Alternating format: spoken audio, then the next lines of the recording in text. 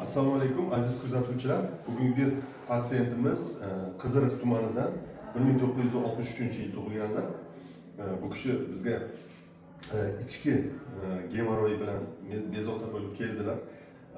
İchki gemoroydan qon ketish asorati bilan bizga kelganlaridan keyin biz hozir lazerli operatsiyaga tayyorladik. Lazerli operatsiyamizni qilib bo'lganimizdan keyin sizga bemorimizni holatini ko'rsatamiz. Aziz kuzatuvchilar, patsiyentimiz mana og'riqsizlantirilib tayyor bo'ldi. Hozir lazerli operatsiyamizni boshlaymiz. Aka, yaxshimisiz? Aziz kuzatuvchilar, mana patsiyentimizni lazerli operatsiyadan keyingi holatini sizlarga ko'rsatmoqchimiz. Bemorimiz operatsiyani o'tkazgandan keyin, gemoroy bo'yicha lazerli operatsiyani o'tkazgandan keyin mana bemalol pastga tushib kabinetimizga o'zi tushib keldi. Hozir so'raymiz, aka, qanday holatingiz? Yaxshi. Operatsiya jarayoni qanday, sizga yoqdimi? Yaxshi bo'ladi. Bir nima deydi, og'riq yo'q, boshqa yo'q. Bir 20 minutcha bo'ldi.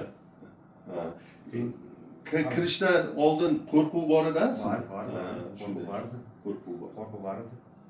Keyin palataga borib yotib, bir soat jo'nab keldim mana bu yerga. Ko'rinayin deb. Kechqurunga qo'rqyapman, o'zi noladi yo'q. Hozir yaxshimisiz? O'zingizni yaxshi his qilyapsizmi? Yaxshi. Mana shu bo'lgan klinikasini eshitib keldik. Yaxshi.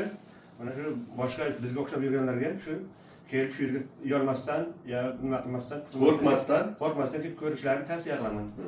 Lazerli operatsiya yaxshi, ha, baribir? Yaxshi. To'g'ri. Azoblanganimiz yo'q, qiynalganimiz yo'q. Birinbek o'tirdik.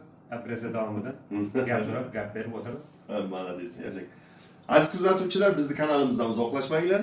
Biz sizlarga natijalarimizni ko'rsatib boramiz. Mana shunday patsiyentlarimizni va boshqa patsiyentlarimizni ko'rsatib boramiz.